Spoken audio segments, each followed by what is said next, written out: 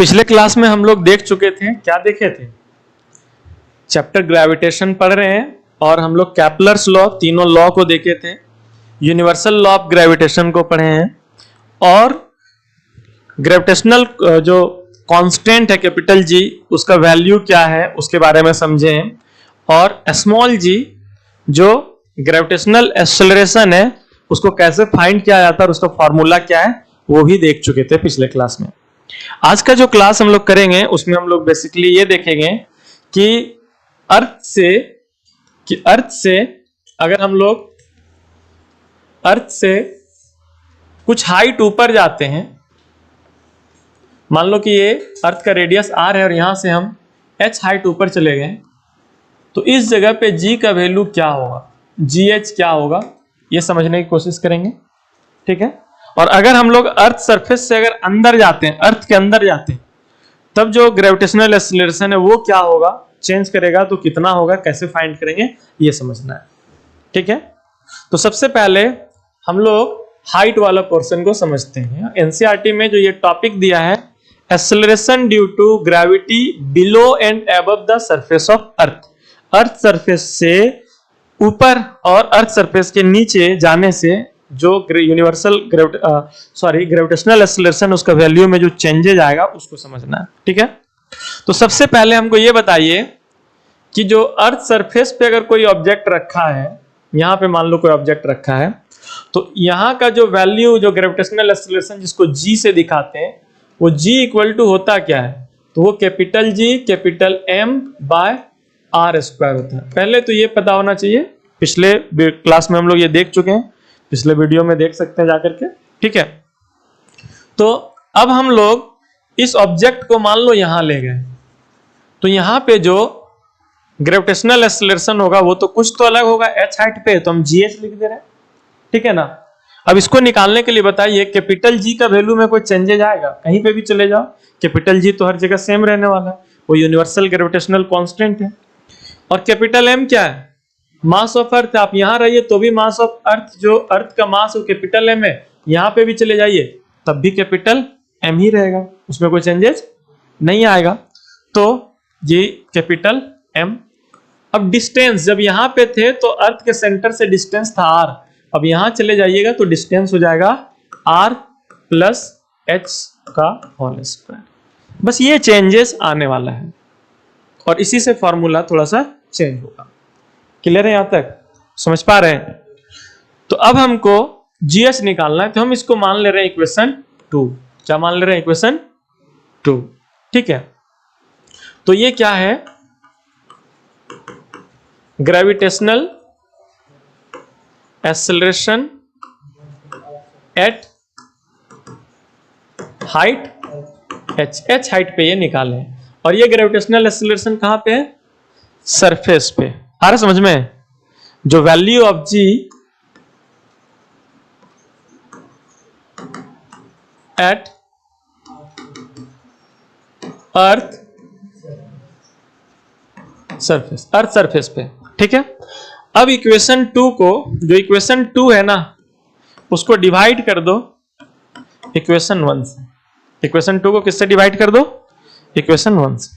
अगर इक्वेशन 2 को इक्वेशन 1 से डिवाइड करोगे तो gh को डिवाइड करना होगा g से, और gh का वैल्यू क्या है? Capital G capital M by r plus h का whole square by small g का वैल्यू क्या था? Capital G capital M by r square. तब तो ये तो कट जाएगा और ये किसके बराबर आ जाएगा? ये r स्क्वायर चला जाएगा ऊपर और ये r प्लस h का होल स्क्वायर आ जाएगा नीचे। तो अगर हम यहां से gh निकालें तो gh इक्वल टू, तो g इंटू, ये g को अगर इधर ले जाएं तो g into r square by r plus h का होल स्क्वायर। ये भी यूज कर सकते हैं हम न्यूमेरिकल में। न्यूमेरिकल में हम चाहें तो इसको भी यूज कर सकते हैं डायरेक्टली, लेकिन ये थोड़ा कॉम्प्लेक्स हो जाएगा सबका वैल्यू पुट करना, लेकिन ये आसान होगा। तो ये जो इक्वेशन 3 है ये आप यूज कर सकते हैं। ठीक है, हर कंडीशन में। लेकिन इसको थोड़ा हम लोग सॉल्व करके छोटा फॉर्मूला एक बनाएंगे, लेकिन वो फॉर्मूला हर कंडीशन में यूज नहीं होता है। ठीक है, क्यों नहीं होता है अब उसको समझते हैं। चलिए ध्यान दीजिए, इसको आगे बढ़ाते हैं।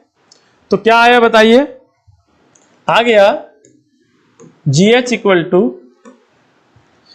Small g into r square upon, देखिए यहां पे r प्लस एच का होल स्क्वायर है। हम यहां से आर स्क्वायर अगर कॉमन लेंगे, या फिर अगर दिक्कत हो रहा है समझने में, तो अगर r कॉमन लेंगे तो जहां से r है वहां से r कॉमन लेंगे तो 1 मिल जाएगा। और बताओ h के पास r था क्या? नहीं था, लेकिन इससे हम r कॉमन निकाल रहे हैं तो r डिवाइड में चला जाएगा इसके लिए, तो ये हो जाएगा h बाय r। समझ पा रहे हैं? Whole square. तो GH equal to g into r square. अब देखिए ये r और ब्रैकेट में जो 1 प्लस एच बाय आर है, ये दोनों का स्क्वायर है, दोनों का पावर 2 है। तो यहां से आर स्क्वायर को अलग कर देंगे और 1 प्लस एच बाय आर का होल स्क्वायर को अलग कर देंगे, और ये आर स्क्वायर कट जाएगा। यहां तक समझ पा रहे हैं? और अब GH इक्वल टू क्या हो जाएगा? GH इक्वल टू हो जाएगा g into 1 plus h by r का पावर -2। अगर हम ये डिवाइड में ऊपर ले जाएंगे तो पावर -2 हो जाएगा। अब यहां पे आपको बेसिकली एक चीज समझना है जो यहां पे यूज होगा। अगर 1 प्लस एक्स का पावर n हो, 1 प्लस एक्स का पावर, और x का वैल्यू लेस देन 1 और ग्रेटर देन -1, मतलब x का वैल्यू 1 से छोटा हो और -1 से बड़ा हो, यानी दोनों कंडीशन में 0 पॉइंट समथिंग आता हो, मतलब 0.3 आता हो, 0.2 आता हो, 0.1 आता हो। अगर ऐसा सिचुएशन है तो ये 1 प्लस nx के बराबर होगा। ये n को x के साथ मल्टीप्लाई कर दो और n 1 से जोड़ दो, ये इसका आंसर होगा। समझ पा रहे हैं? अब इसको जब हम इसके लिए यूज करेंगे तो GH equal to g into, क्योंकि h देखो अर्थ का रेडियस कितना है? 6400 किलोमीटर। अब मान लो हाइट कितना है? 500 किलोमीटर। समझ पा रहे हैं? अब 6400 किलोमीटर में 500 किलोमीटर, 200 किलोमीटर का अगर डिवाइड करके वैल्यू निकालोगे तो 1 से बहुत छोटा आएगा, 1 से बहुत। अब बताओ कि सपोज करो कि 500 किलोमीटर को आप 6400 से डिवाइड कर रहे हैं तो कट जाएगा 5/64 आएगा, 1 से तो छोटा है ही। समझ में आ रहा है? तो वो सब कंडीशन में आप ये फॉर्मूला जो आ रहा है उसको यूज कर सकते हैं। लेकिन अगर मान लो हम बोले कि हम अर्थ के रेडियस के बराबर ऊपर चले गए, 6400 किलोमीटर ऊपर चले गए, तो 6400 किलोमीटर जो हाइट है वो अर्थ के रेडियस के बराबर है, और उसका रेशियो निकालोगे डिवाइड करके तो 1 आएगा, 1 से छोटा नहीं आएगा। तो उस कंडीशन में जो फॉर्मूला आ रहा है ये नहीं लगेगा, उस कंडीशन में ये फॉर्मूला लगेगा। समझ पा रहे हैं? कौन सा फॉर्मूला लगेगा?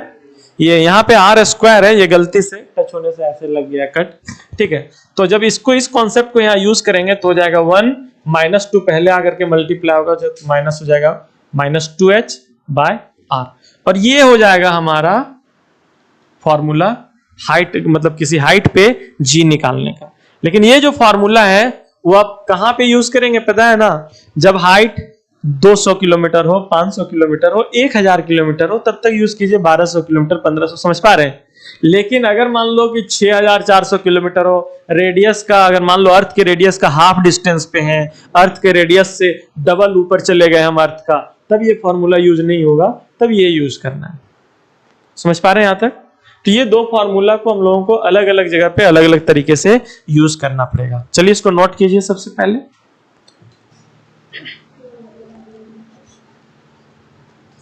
चलिए, तो यहां तक समझ गए? ओके। अब चलिए ये देखते हैं कि अगर हम लोग अर्थ सरफेस से कुछ डेप्थ अगर नीचे आते हैं हम लोग, मान लो कि ये अर्थ है, ठीक है, मान लेते हैं कि ये अर्थ है जिसका मास है m और रेडियस है r। तो सबसे पहले ये समझिए एक डिफरेंस है, जब h हाइट पे हम लोग जाते हैं तो जो ग्रेविटेशनल एक्सीलरेशन लगता है, और जब अर्थ के नीचे जाते हैं तो उसमें जो ग्रेविटेशनल एक्सीलरेशन लगता है, उसको कैलकुलेशन करने में जो एक सबसे बेसिक डिफरेंस है वो समझना है।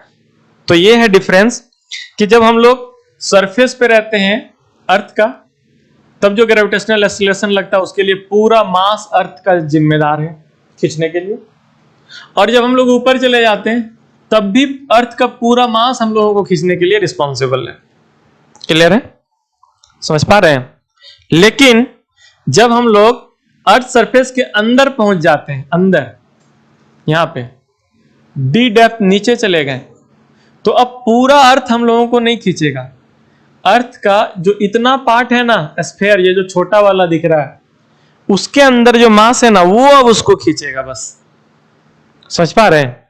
तो यहां पे कहानी क्या हो रहा है कि यहां पे जैसे जैसे हम अर्थ के नीचे उतर रहे हैं ना, रेडियस तो घट ही रहा है, प्लस में इसका जो फोर्स लगाने के लिए जो रिस्पॉन्सिबल मास है वो भी कम होते जा रहा है। वो भी क्या होते जा रहा है? तो बताइए, सेंटर से अगर ये पूरा रेडियस आर है तो डी डेप्थ नीचे आने पे ये जो होगा, ये क्या होगा? रेडियस आर माइनस डी हो जाएगा। क्लियर है यहां तक? तो वैल्यू ऑफ जी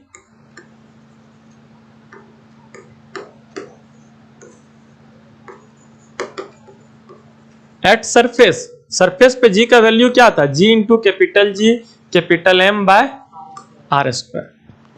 क्लियर है? तो एक्चुअली में क्या है कि जैसे जैसे हम अर्थ पे नीचे जाएंगे, हमारा जो मास है, जो हमारे ऊपर फोर्स लगा रहा है, अर्थ का जो मास है वो कम होते जाएगा। वो वॉल्यूम पे डिपेंड करेगा। किस पे डिपेंड करेगा? जैसे जैसे नीचे उतरेंगे इसका वॉल्यूम कम होते जाएगा, मतलब जो बच रहा है छोटा सा पार्ट जो हमको खींच रहा है, उसका वॉल्यूम तो घटते जाएगा ना। समझ पा रहे हैं? तो ये जो फॉर्मूला है इसको डेंसिटी के फॉर्म में कन्वर्ट कर देते हैं पहले। तो बताइए, मास इक्वल टू क्या होता है? मास इक्वल टू होता है वॉल्यूम इनटू डेंसिटी, पता है ना? तो G equal to capital G, ये तो कांस्टेंट है। अब ये मास जो अर्थ का है उसको हम लोग वॉल्यूम और डेंसिटी में कन्वर्ट करते हैं। तो बताओ अर्थ का वॉल्यूम क्या होता है? ये तो स्फीयर है, स्फीयर का वॉल्यूम निकलता है 4/3 पाई आर क्यूब। और अर्थ का जो डेंसिटी है उसको हम लोग मान लेते हैं रॉ ई, और बाय में आर स्क्वायर। तो ये आर स्क्वायर इसको कट कर देगा, तो पावर 3 और पावर 2 कट करेगा तो 1 तो बच ही जाएगा ना। तो जो जी का वैल्यू है वो 4/3 pi capital G into R into rho E होगा। ये हुआ इक्वेशन 1। क्लियर है यहां तक? अब है value of ji at depth d, कि डी डेप्थ में नीचे आने से जी का वैल्यू क्या होगा। ठीक है? तो जो वैल्यू होगा वो होगा जी डी। क्या होगा? तो जी डी के लिए क्या होगा बताइए। इसमें देखिए, अब जी डी लिख रहे हैं 4π/3 में कोई चेंजेज आएगा, कैपिटल जी में कोई चेंजेज आएगा, रेडियस में चेंजेज आएगा। हाँ आएगा, पहले रेडियस आर था, अब हो जाएगा आर माइनस डी। और डेंसिटी मान लेते हैं कि यहां पे जो इस केस में जो हम लोग पढ़ रहे हैं वो मान लेते हैं यहां पे कि अर्थ का डेंसिटी यूनिफॉर्म है, एक जैसा है पूरे अर्थ के लिए। हालांकि एक जैसा है नहीं, लेकिन हम लोग अभी 11 में इसको मान के चलेंगे, इसी से हमारा न्यूमेरिकल सही हो जाएगा, कोई दिक्कत नहीं होगा। ठीक है?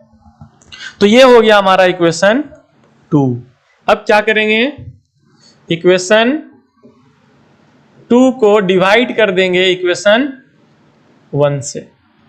तो इक्वेशन 2 को डिवाइड करेंगे तो जीडी को डिवाइड करना होगा जी से, और जीडी इक्वल टू क्या है? 4π/3 G R minus D into rho E, और इसको डिवाइड करना होगा किससे? 4π/3